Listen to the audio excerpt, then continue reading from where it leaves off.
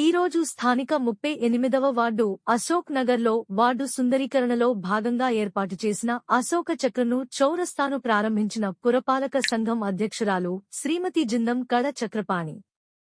ఈ సందర్భంగా మాట్లాడుతూ భారతదేశ చరిత్రలో అశోక చక్రం యొక్క ప్రాముఖ్యత ఎంతో గొప్పది. ఈ అశోక చక్రం స్వాతంత్రానికి ప్రతీకగా జాతీయ జెండాలో పొందపరచబడింది. అశోక చక్రం 24 చువ్వలతో సూచించబడే ధర్మ చక్రం అని అన్నారు.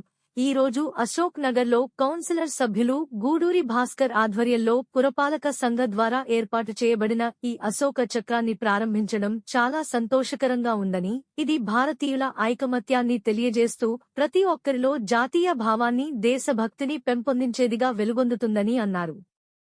ఈ కార్యక్రమంలో municipal commissioner D Lavanya, councillor సభ్యులు గూడూరి భాస్కర్, వార్డు ప్రజలు పాల్గొన్నారు.